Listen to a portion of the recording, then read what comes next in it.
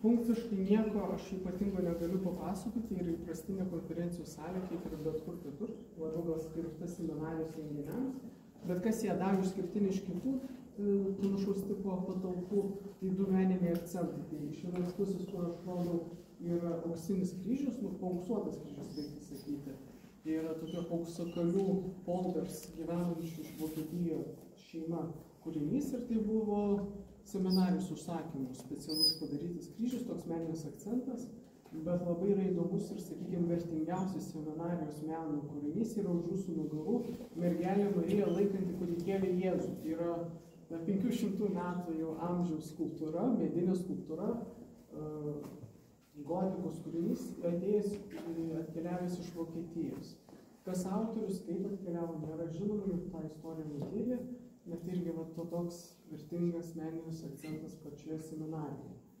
Kas liečia apie dar vieną tokį įdomų dalyką, tai už mano nugarų vaizdas, ar ne? Tai panoraminiai langai, kurie atsiveria į, vėlgi, Neries jau švaitą, jeigu medžių nebūtų, tai ten geriau matytųsi, yra, negražiai pasakysiu, po kairę pusę, tai yra pasižiūrėti, kaip jinai bando sužvėjoti ten esančias žuveles, tai irgi tokia frakcija. Ir aišku, dar pačiame, kaip minėjau, du architektai, Marius Šalemonis ir Jūras Balkevičius, savo metu vis dar aktyvus architektai ir galbūt, kas yra įdomu, kad jie patys, nors ir kaip jie yra pasakoję, kilę kaip ir iš religingų šeimų, bet jų pats santykis su religija moderniais terminais kalbant yra kultūriniai katalikai labiau. Bet kokiu atveju 95-96 metais jie dalyvavo konkurse statyti seminariją ir buvo toks iššūkis. 50 metų su viršum jokių religinės paskirties pastatų Lietuvoje nebuvo statoma ir nelabai žinojo, kaip statyti tokios paskirties statinius. Tai architektai važinėjo po Lenkiją, mokėsi iš tuo metu atstatomų naujų seminarijų Lenkijoje ir pasisėmė tos patirties, jie atvažiavo, suprojektavo ir laimėjo konkursą ir pastatė. Tai va taip, trumpai taip, o daugiau iš mano pusės šioje salėje tiek, o dabar einam į tokią erdvę, kur ne kiekvienas gali pagalvoti, kad seminarija gali ją turėti. Tai paskui mane.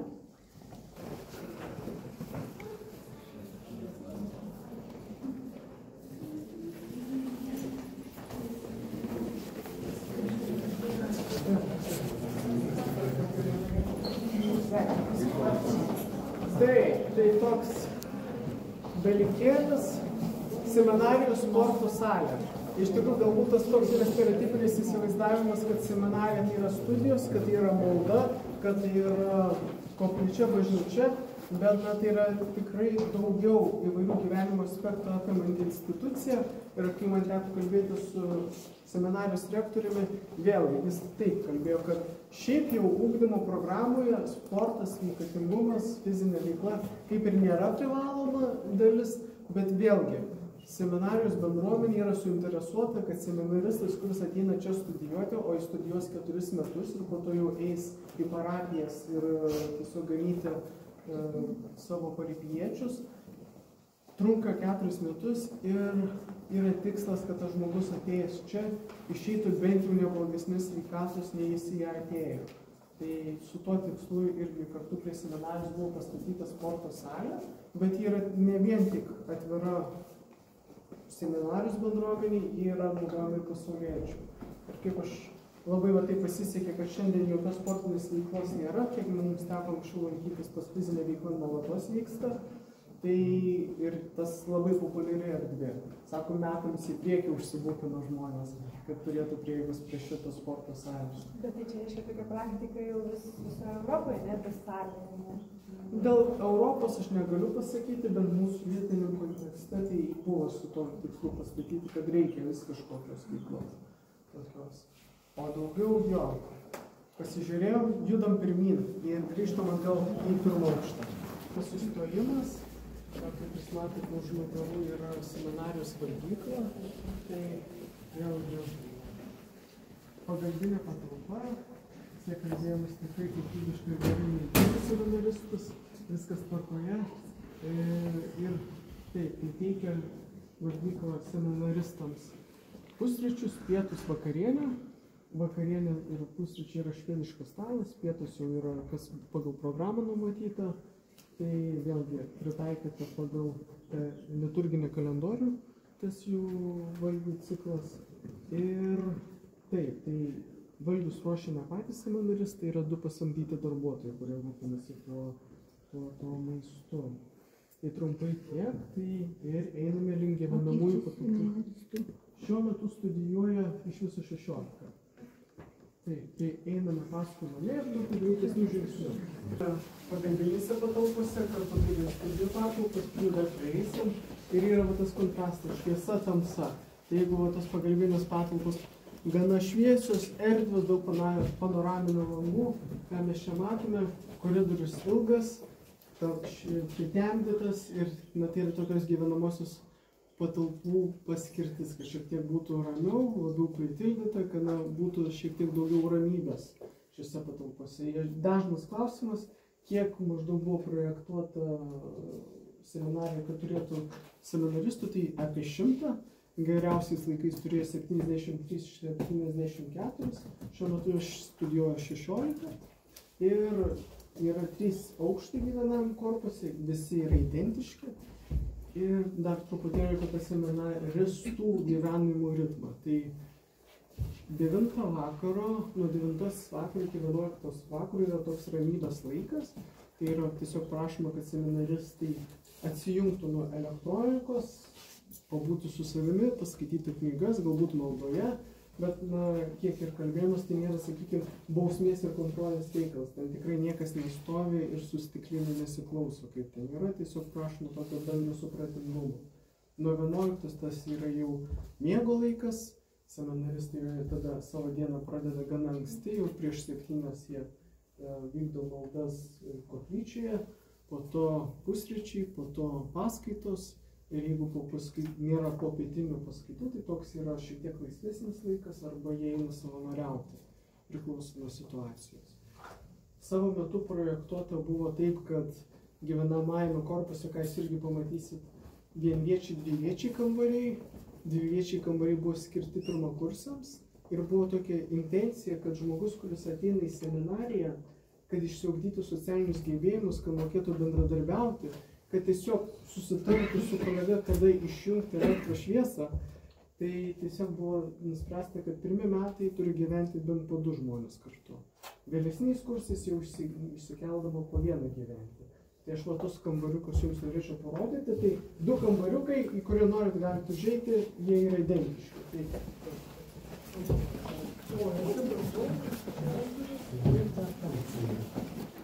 Tai tiesiog į vieną kambarį nesiveržėm ir kontroliuojam.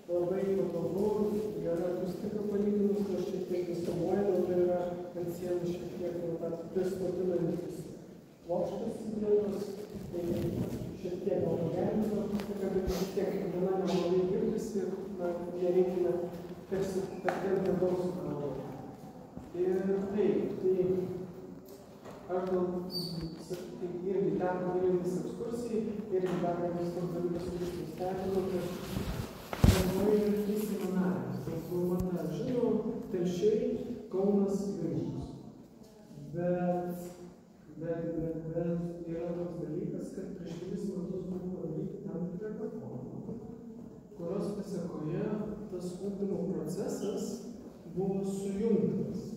Tai yra, kad oficialiai egzistuoja 3 seminarijos, bet jos yra sujungtas į vieną vientisą ugdymo procesą, kaip yra pradinis, pagrindinis ir vidurinis ugdymas, taip yra seminarijos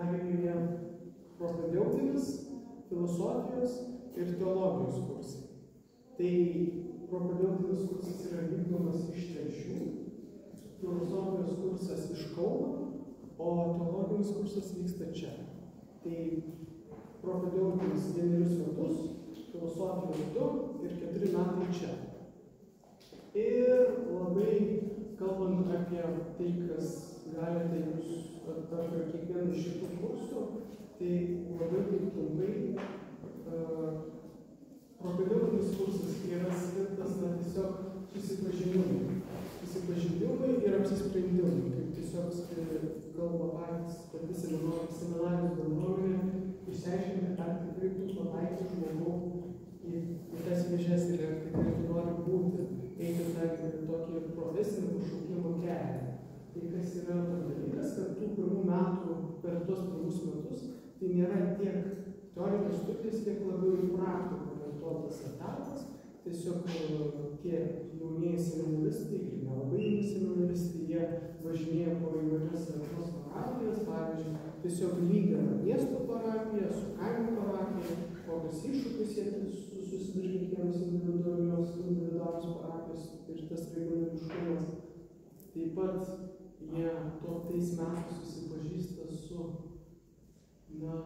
šiek tiek pasauliečiams mažiau matoma bažnyčios pusė, bet bažnyčiai labai svarbia gyvenimo pusė. Pavyzdžiui, jie per tus propedeutinius bent kartą turi apsilankyti morge, tai irgi tokia kaip profesinė užduotis.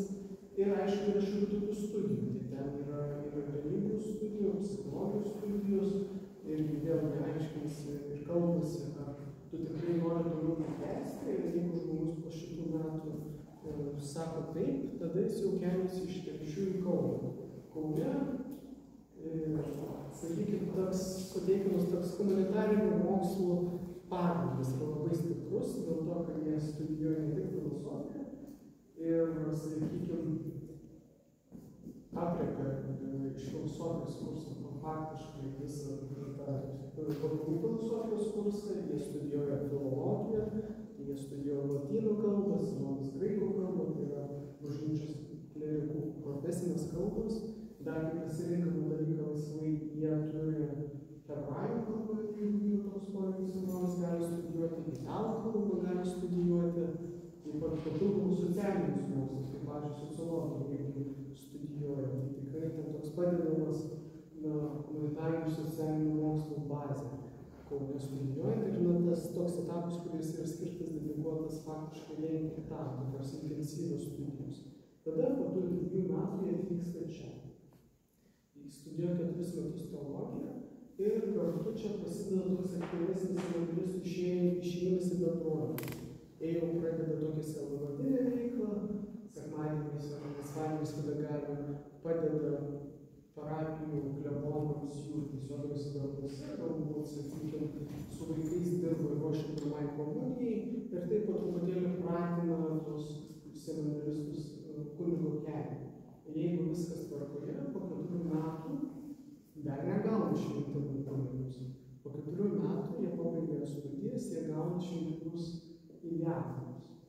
Tai tiesiog toks, negražiai gal pasakysiu, pusiau iškirtas kunigas, ne visas tiesiog veiksmus jie gali atlikti, kuriuos gali atlikti taip jau pašventintas kunigas. Ir jeigu mažiausiai metus pabuvusiems diakonams, jei viskas tvarkoje, jie jau gauna tos pilnus kunigų šventimus. Kaip tik nesenai, prieš mėnesį buvo 5 ar 6 diakonai šventinti kunigus. Vilniaus arkikatedroje gražios mišios tam buvo skirtos.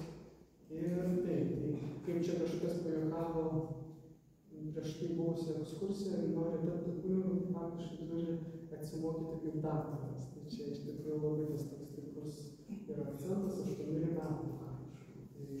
Tai irgi toks įdomus dalykas. Ir visai kas iš kitos pusės yra, kuo galbūt skiriasi seminarijos įprastinės aukštosios mokyklos, yra tai, kad, kur bent jau Vilniuje patys dėstytojai yra kunigai ir jie ruošia pačių savo bendradarbius. Tai yra ta tokia dažna situacija, kad kunigas dėstytojas veda vieną dieną paskaitą, kitą dieną seminaristas važiuoja talkinti į parapiją. Tai tas irgi, kaip sako, kad ir patys seminarijos bendruomenė, kad jie stengiasi sukurti to tokį korektišką, bendruomišką ryšį su seminaristais, kad jie suvoktų, kad yra viena vientisa bendruomenė. Irgi visai įdomus dalykas. Einame toliau.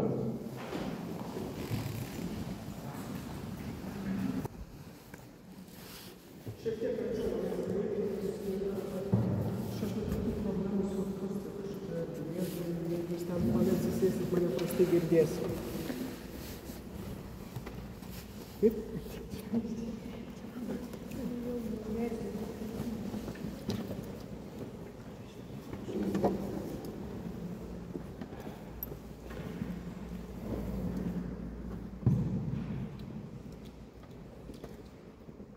Taip, tai toks ekskursijos razina, tokia ekskursijos vyšnaitė, seminarijos koplyčia. Tai kuo jį galbūt yra iš architektūrinės pusės, pati koplyčia nėra didelė, bet tą erdvinį įspūdį labai padeda sukurti jos aukštas, aukštos lubos ir dar ištiesia aukštį ir netgi šiek tiek sulėja pastato vidų su išorė, už mano nugaros, kuriai yra vitražas išeinantis stogelis. Toks vizualinis žaismas, noras sulėti vidų su išorė ir irgi vienas iš tokio postmodernizmo bruožų.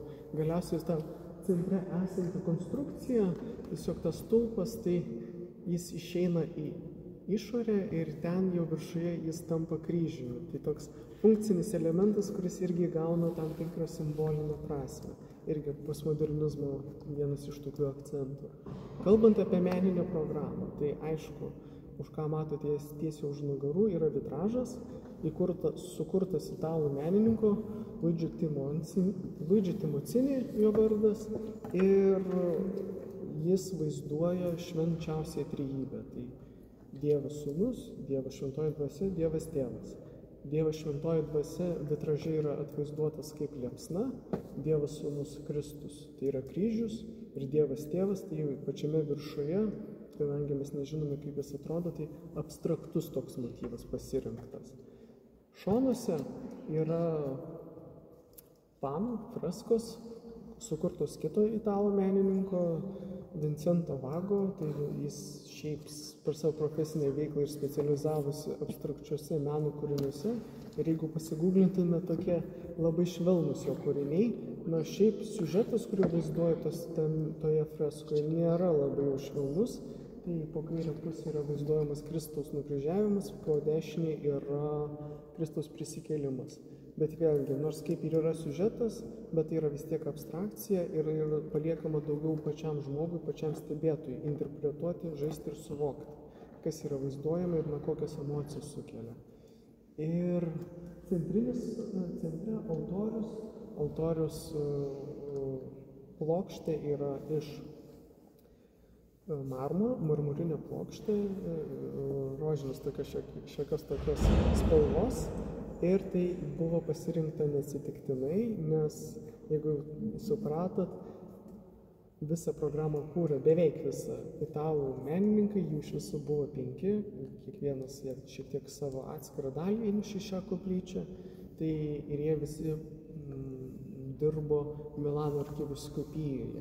Tai tiesiog, kad sukurti tą ryšį tarp šitos seminarijos, koplyčios ir Milano arkivyskupijos buvo pasirinktas tas toks šiek tiek rožinės spalvos marmuro plokštė. Čia visai gal įdomus dalykas, jūs galite matyti centre bronzinį Kristaus atvaizdą. Tai yra sukurtas atvaizdas pagal Turino drobulės pavyzdį, tai irgi toks visai įdomus akcentas. Po kairę pusę yra tabernakulius, liaudiškai paprastai tariant, yra namelis, kuriame yra laikoma komunija. Po dešinę pusę yra sakykla. Sakyklai pasirinktas tas toks kardas, kaip meninis akcentas nėra atsitiktinumas, tokia metafora, kad Dievo žodis jis kartu gali ir skaudėti, skaudžiai kirsti, bet jis kartu ir gydo. Tai su tokia intencija ir sukurtas tas kardas, o jau už jūsų nugarų jūs galite matyti Salvinijos Gedrimienės gobelenus. Lietuvių autoras gobelenai, kurie vaizduoja kryžiaus kelio stotis nukryžiavimą. Tai labai toks intensyvus ir labai dramatiški tokie kūriniai. Ir jau ten pačiame viršuje yra Kristaus prisikėlimas. Tai aš tiesiog antrame aukšte nespėjau paminėti, ten prie Vasiliausko stalo irgi buvo gobelenus, tos pačios autorės, tiesiog lietus nuplauna dulkes. Labai tampus ryšiai šios menininkės su šia seminarija.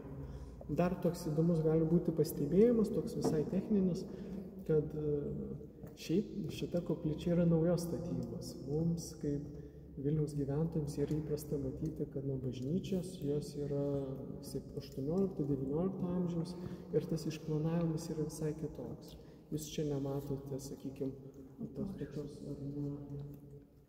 komunijos namelio centre, jūs nematote sakyklą,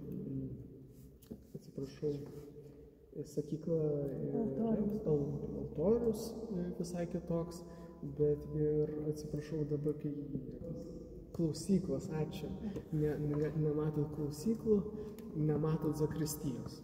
Tai yra toks dalykas, kad 20 amžiaus antroje pusėje buvo toks bažnytinis susirinkimas, kurio buvo svarstyta, kaip priartinti bažnyčią prie gyvenimo, prie žmonių ir tiesiog pakeitė bažnyčių interjerų išplanavimą iš esmės.